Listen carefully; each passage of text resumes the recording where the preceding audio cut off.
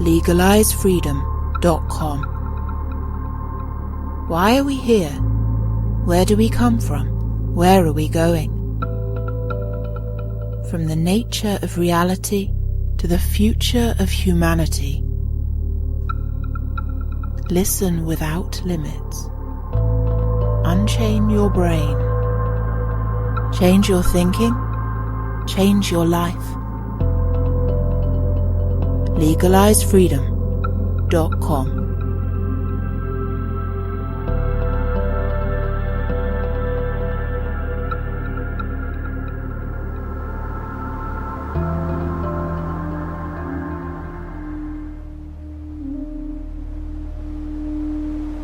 Greetings and welcome once again to legalizefreedom.com. I'm your host Greg Moffat, and my guest today is Bjørn Andreas Bull-Hansen, who joins us to discuss humanity's present plight and what we may salvage from the past to save us in future. A deep malaise infects contemporary culture. Ever greater tremors shake industrial civilization to its core. Societal disintegration looms large. In response, governments pursue ever more draconian methods of control. Our fundamental freedoms are undermined by gathering oppression, our minds clouded by propaganda and lies.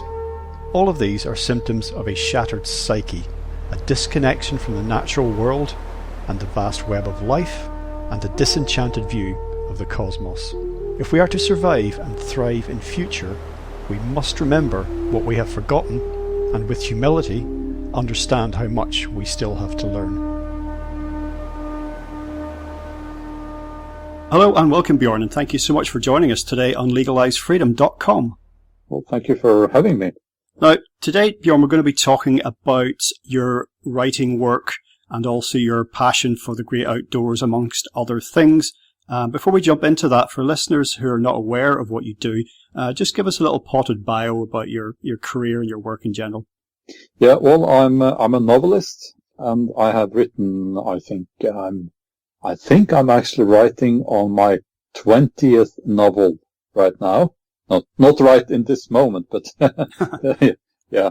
I'm also a YouTuber, and I started on YouTube because I wanted to document some of the things I do to research for my novels, in particular the Viking Age and my hands-on research. So there's a bit of that on my channel, as well as I try to talk about things that I have on my mind. I've been talking about men's mental health a lot lately, and but I'm mainly a novelist, and I have to say straight away that my agent is working on having my novels published in English, but they haven't landed a book deal for me yet, because lots of people are asking, Well, you read my mind, because that was the next thing I was going to point out, that I hadn't seen English editions, particularly of the Viking novels. But is any of your work available in English at all? No, not in English, but in, I can't remember all the languages. I think there are 9 or 10 now. Yeah, but my bull-hansen.com, bull-hansen.com. Shameless self-promotion there. That's my blog, and I keep a list there on my novels and in which languages you can read them. Yeah. Well, I came to your work. I discovered you on YouTube, like many people no doubt have. And the thing that drew me in first was your work in bushcraft. Some people would call it, outdoor skills, many traditional skills. And you mentioned that you were participating in a lot of this and tried to educate yourself and learn as a way of researching and trying to get a feel for the Viking Age.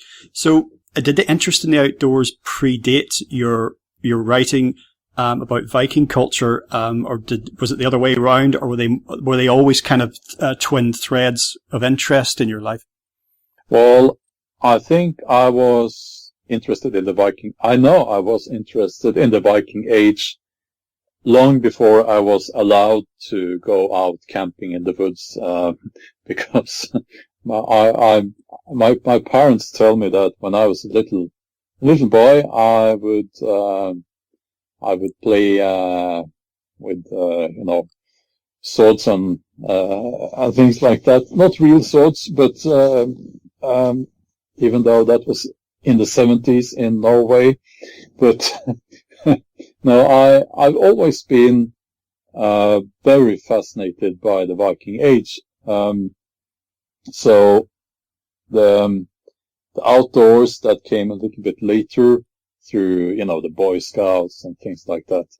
So, but now it's kind of, it's all the same to me now, in a way. It feels, even when I'm out hiking with modern gear, I do, most of the time I walk literally among the grave mounds of the people who lived here many, many hundreds and thousands of years ago. So it's hard to separate the two. Now, large cities are not simply an artifact of the modern age. I think some people who don't have got perhaps a very narrow reading of history think that truly large cities are something that have happened in the last couple of hundred years. But of course, in antiquity, in the empires of Greece and Rome, there were huge cities, many thousands of people together. Some of them suffered from some of the maladies that cities bring with them, and a disconnection from the wider world around them. But I suppose in ancient times, the extent of the spiritual dimension of life or the religious belief kept many people in tune with the earth in a way that has been lost in secular and atheistic times. And I don't know if you would describe yourself as having any form of spirituality, but certainly separation from nature and the negative effects of that is a theme that I've come back to again and again over the last, 10 years of doing this with many people from many different perspectives, thinkers, writers, researchers coming from all across the spectrum. And it's something that I think I've been carrying with me throughout my life, and I've only seen this separation increase. I think that if people get separated from nature, a lot of negative things start to happen. People get restless, they get unhappy and depressed, and also they tend to lose a sense of who they are. And it's very easy to see that now. Now, I don't live in a big city myself. I could never live in a big city or a city at all, but I have been to big cities, and what strikes me is that there are rules and regulations everywhere. And that's something I think people who live there, they don't think about that. But, to be blunt here, I have to say this. I always say this. It's not healthy for a man to live in a place where he can't urinate wherever he wants to. If you get my meaning.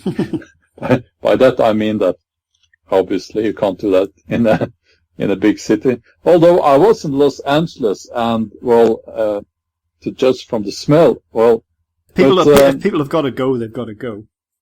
Yeah, no, it seems like people are more unhappy when they live in a big city. We're not meant to walk on concrete. We're not meant to be boxed in buildings and rooms all the time. And I think I don't even like the word spirituality. Excuse my English. I don't even like it because it shouldn't be something that's separated from other parts of your life. And the connection with the land is something that we all should have. I call myself a heathen when people ask, and that's different from being a pagan. Mm-hmm. Now, a heathen means that you're a man of the land, and you're connected to the land in a spiritual sense, which is important to me. And it's a little bit difficult to explain, but when I travel, and as you know, I was at the Frankfurt Book Fair last year, and even though you meet nice people and all that, you know, it is a city. It's a big city, and I felt so out of place. And I was out of place. My German publisher, I'll tell you, this is a funny story, by the way. My German publisher sent a representative to guide me, you know, because I think they sensed that was necessary. But I actually got lost on the train. I was looking for where you could buy some food. I didn't think one could get lost on a train. I did. So I don't get lost in the woods, though. It's no, I wasn't meant for the big city. Well, I think that it's not just we've perhaps hinted that there are psychological as well as physical benefits reconnecting with nature, but it's funny these days. I noticed that a lot of people are recommending, whether it's traditional medicine or whether it's sort of modern medicine, therapists and doctors and nurses and things are even psychologists are recommending people spend time in nature. And this can be for both physical and mental problems. But speaking about it like it's something new and having a tendency, not everyone as well, or not everyone by any means, but I've noticed a tendency to sort of, again, commodify it, you know, as if it's something that, again, is there for us to take advantage of and exploit for our benefit. But I think sometimes what's missing is the full reconnection of the understanding of the part that humankind plays in the entire web of life, you know, from beginning to end. That the countryside is not something to be visited for a day, to take in the air, as it were, as people in London, the Victorian age, used to do, and then return to all the smoke and filth again. So it's the only thing I find missing from a lot of people working therapeutically with nature is something that you bring when you speak about it, which is this deep historical sense of connection that have always been part of nature. This is not something that we're now trying to do as, you know, we're so advanced, we now got to this point where we can, you know, correspond with nature. It's the opposite way around. I don't think we are advanced. I don't think we are more advanced than we were 2,000 or 5,000 years ago. I don't believe that. We just have more advanced tools.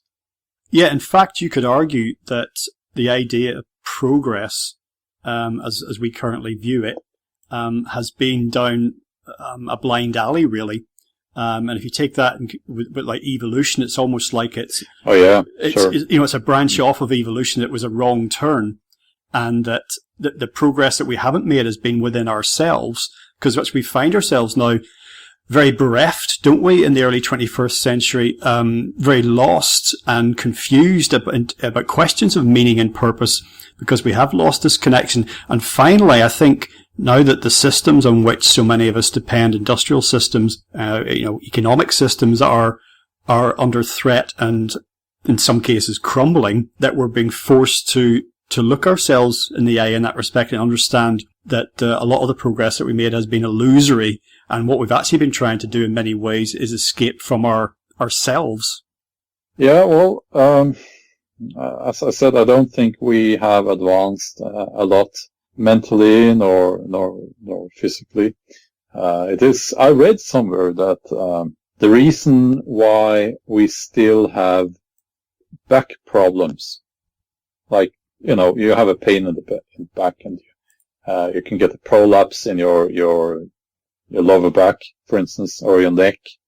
The reason why evolution hasn't fixed that for us is that we don't have to evolve, because we have all these tools and warm houses, and we are advanced in that way. So we stopped evolving in a way, and that's a very interesting theory.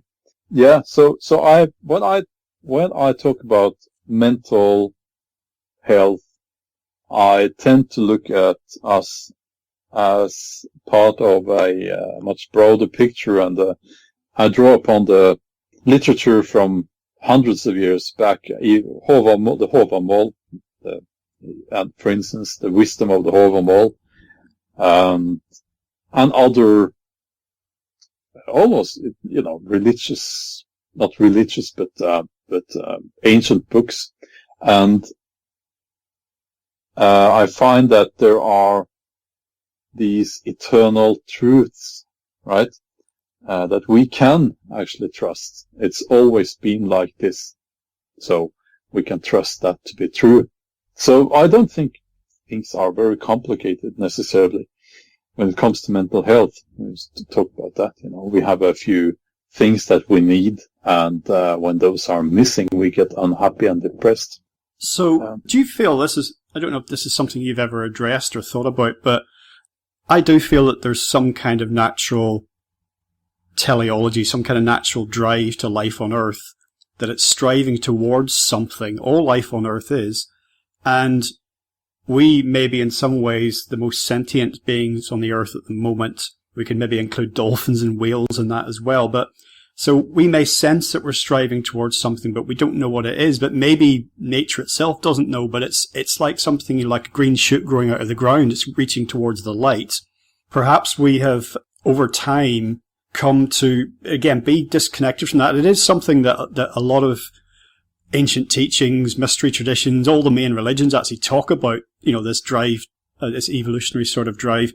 Even if we perhaps feel that over-industrializing our civilizations was a bit of a wrong turn, because we were, after all, basing the lives of millions and now billions of human beings on systems that were not sustainable over the very long term. So do you feel that life on Earth, given that it has evolved over billions of years, would have reached some sort of stasis, even if we had kept more traditional connection with the Earth, the sort that you're passionate about? Or do you feel that we were still... Can you imagine that the evolution, maybe this is the simplest way to put it, can you imagine that, take the figures from the Viking Age, the people you write about, if those societies like that one and the others around the Earth had not gone down the route that we have, burning oil and building huge machines and weapons, that a different path we'd still have evolved, we could still have progressed, but it would have looked very different. Yeah, you mean if there hadn't been an industrial revolution, well, we would have been farmers, basically. It's very difficult to imagine, but how society would have looked. But I want to say that I am very glad that we do have these. We have had this technological progress, and for instance, we have antibiotics. I got an infection once, and with a high rate of lots of people die from that. I can't remember the English name now, but it's something that lots of people get. It's very common. So I don't want to sit here and say that, well, I wish everything would have been as it was 1,000 years ago, because that's a little bit hypocritical. I might not have been able to sit here and talk if we didn't have had, if we hadn't had evolved through, to today. I guess your question is, where would we have gotten without things like oil? Which way would we have traveled as a species? Maybe we would have, I guess it's guesswork. We would have discovered other sources of energy and fuel earlier. Watching you, as you mentioned, what you do is not so much writing, but when you're sharing your thoughts with the world is made possible by technology. There's actually an American writer called John Michael Greer, and he's been a guest on my show many times over the years.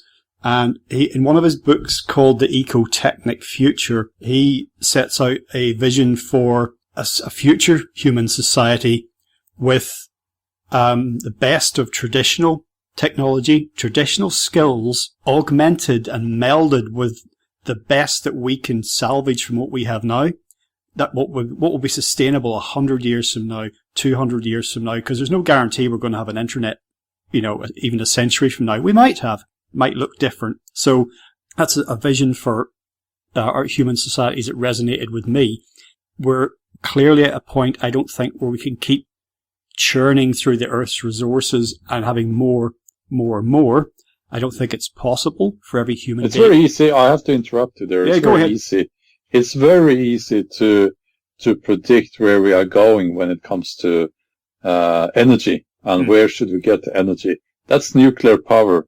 It's because if we keep going in this pace, there is no way that wind power, solar power can keep up with the demand for power when we run out of oil and gas. So that, we have nuclear power. I don't like that idea. But it's, people seem to make that question very complicated, but I'm not an expert, but it looks like that's the only option if we don't change reduce our energy consumption. Yeah, I think you're right. There's many problems with it. Many problems. I don't think anyone's really worked out yet what to do with the waste byproducts. No, but I don't support it at all. No.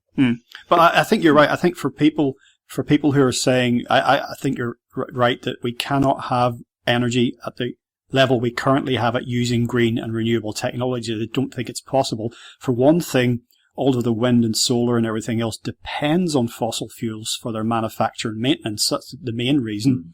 So I think the only way to keep the lights on at the levels that we have, you see a picture of Earth taken from the International Space Station and you see all the lights all around the world. You want to keep it like that. I think there's no other option but nuclear, but you're right, I don't like that either.